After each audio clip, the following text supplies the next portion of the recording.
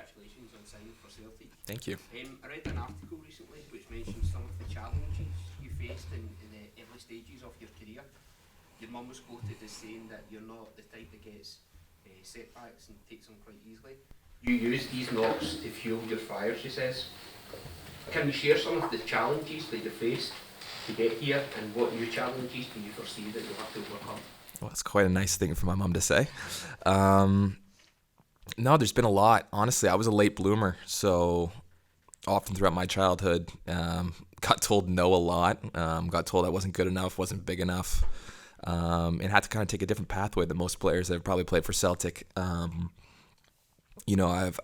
kind of gone the road less ventured to a degree. But I think, again, if you have a love for the sport and you have a passion for it, you're not really willing to take no as an answer, which I wasn't, just because I love the sport so much. Good things happen because all it takes is one person to say yes and give you a chance. And that's kind of been,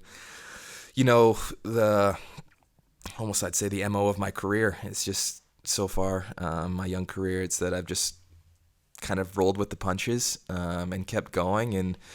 And yeah, even if a lot of people said, no, you don't belong, you don't deserve to be here, you just keep going, keep grinding away at it. And, normally good things happen to people who work hard, and that's kind of been what my career's been about so far.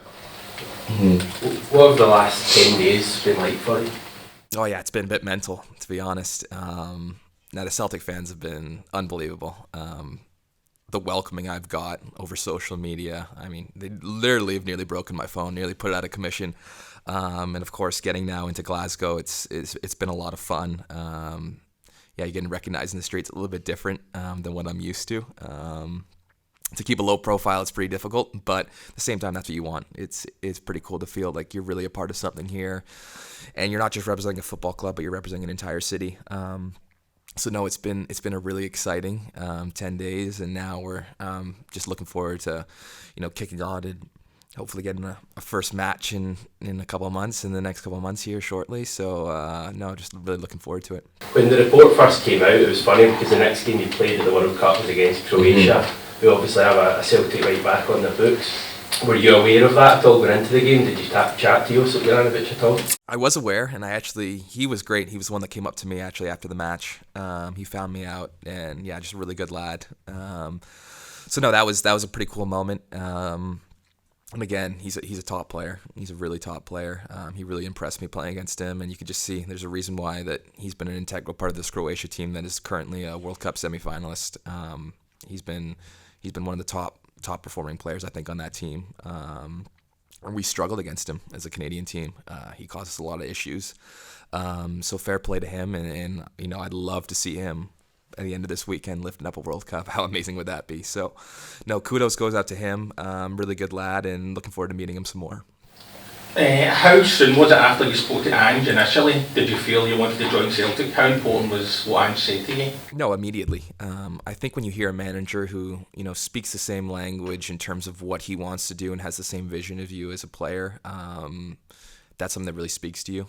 For me, he was trying to bring in a revolution of young players who had similar aspirations, who had a bit of a chip on their shoulder, and wanted to go out there and prove something. And the style of football he wants to play, and where he wants to be in Europe. It was something that really kind of just felt like a perfect fit, to be honest. Oh, sorry, I'm losing my voice here. Oh my goodness. Yeah, if we got any water, that'd be great. My goodness, that cold air out there, then back into the warmth has gotten me here. But yeah, no, it was like I was speaking to someone, cut from the same cloth. So for me, it was just a great fit. And I knew before that Celtic was the club I wanted to go to. And after speaking to him, I said, look, we got to get this done right away. I want to be there. So I was happy we could. And just really happy to be here now. I've heard you like your national team coach about playing half, getting experience, and you want to challenge yourself by playing there. Can you tell us a bit more about that and you want to challenge yourself to do it at Celtic? Yeah, so that's a great story, actually. John Herdman called me, our national team manager, and he was looking like, look, I think I want to play a back three that would require you playing outside right center back, Alistair. Do you have any experience of that? Like, what are your thoughts on it? And I was going, I really like that idea, you know. I thought it would be a great fit for me and a great chance to, you know, really solidify myself a starting spot on that national team at that point. So of course I did what anyone with a sane mind would do and said, yeah, I've played a bit of right center back in my time. Yeah, no, it feels all right. I feel comfortable out there. He went, okay, perfect. And of course, next camp I went into a couple weeks later, he had me out there, and I went, okay, now I really need to show up. If I don't know what I'm doing out here, it's going to look real bad on myself. But yeah, no, it was a complete lie. He knows it too now. But no, it worked out for me because it's been a role that, oh, lovely. Thank you. Yeah. Sparklinger still. Oh, that's good. No, it's been a role that I've kind of made my own a little bit with the Canadian national team, and you know, it's that tactical flexibility is kind of what changed us a little bit. You know, we were able now to go from a back three to a back four to a back five all mid-game. And a lot of that goes down to, you know, him being really comfortable to move me from right center back to right wing back if needed. So, you know, it's provided a lot of flexibility for us. And, you know, I'm just really happy that, you know, I lied to a national team manager. I think as a fullback, I don't think we're going to be doing any hybrid right center back stuff. But no, he just he was one that said, look, he wants me here. He thinks I'm a player that fits the DNA of what a Celtic player is. And, you know, it's going to be up to me to go out there and earn some minutes. So that's kind of where we're at right now. And no, I'm just really excited to get started. Any fullbacks that you model your game on or try to learn from?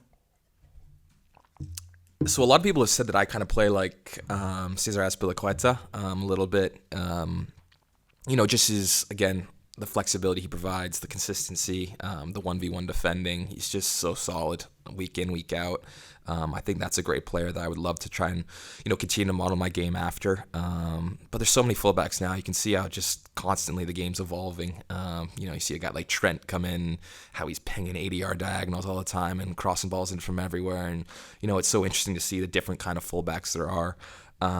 So I think there's a little bit I want to take from everyone.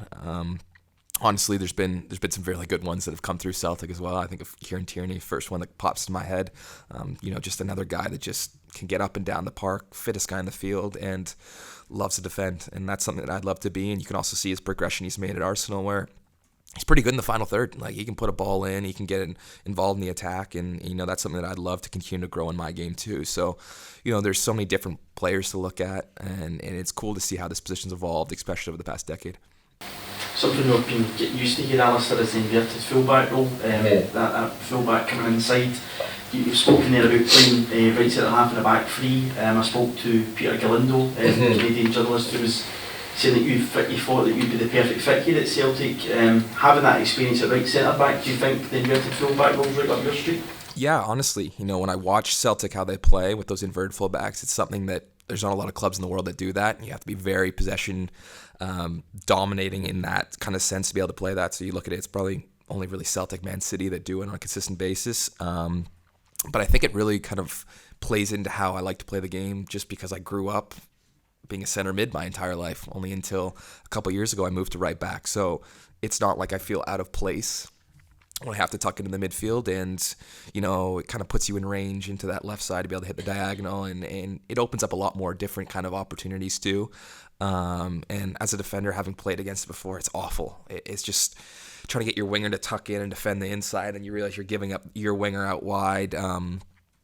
It makes it really difficult to defend, and I think that that's something that, just from watching some tape on Celtic, some teams have struggled with it, you know, so it's something that I'm really intrigued with doing too, because I kind of fancy myself as a bit of a soccer fanatic, football fanatic, and, you know, I love to study the game, and I think that's something that you can do with fullbacks that can really mess up an opponent, and obviously we've seen that so far this year, and previously under Ange, so it's really, it would be cool to be a part of. Can I just also ask you, you said you've taken a different career path taking than most football players coming through. Rio Hitate's kind of in a similar mould that you. He came through the university system in Japan. Late bloomer, obviously you've got a lot of international caps under your belt. Do you think the system in MLS has suited that to give younger players that experience, obviously with no relegation system, that you can try and break into the first team? Yeah, you know, it's really different how the MLS is compared to every other league in the world. Obviously, not having relegation and promotion makes things a bit more secure, I guess you could say. to really throw out some youngsters, some younger players that can get a chance. And yeah, it worked out perfectly for me. Often a guy who's gone to university for 4 years and comes in the league still in the MLS, you don't really get a chance just because an MLS team is way more likely to play one of their youngsters coming through their academy, for example. Why would we take a chance on a 21-year-old who we have no affiliation to when we could just go out and give that 17-year-old that's been with us for multiple years a chance at that position? So I got lucky. Honestly, I got drafted to an expansion team, so there was no academy yet. So I was 21 years old and the youngest starter on the team still. So it was kind of funny in that sense that I wasn't even that young, but I was the youngest guy. So I got lucky. But yeah, no, my career path's been completely different than most. But it's good to see that there is still a pathway. There's not just one way. I kind of say with Canada, you don't have to be the Alphonso Davies at 15 years old, been bought pretty much by Bayern Munich. You can go the other way, and so many guys on our national team have done that.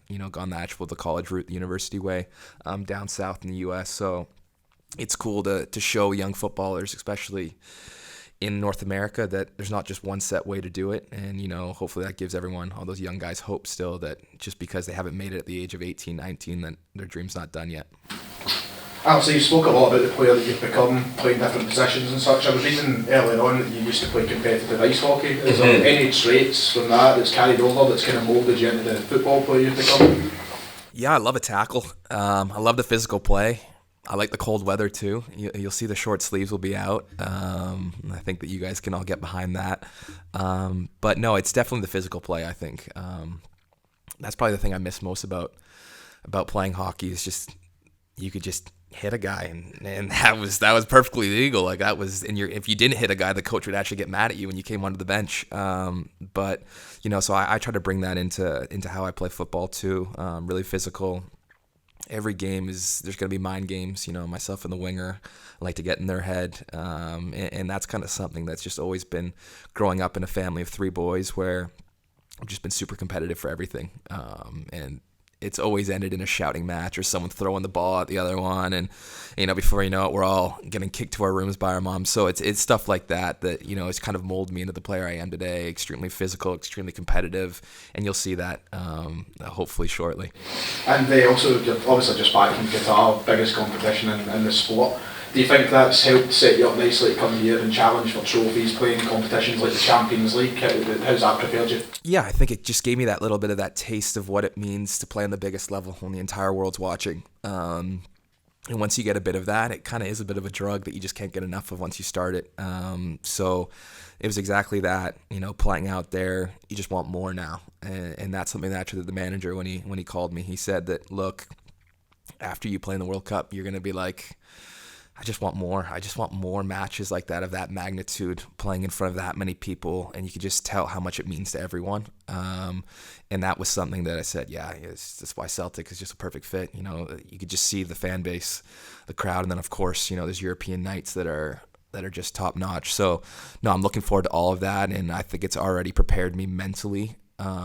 It's hard to fully prepare for what Celtic Park's going to look like. But at the same time, it's that's a pretty good stepping stone, I guess you could say, to being ready for this.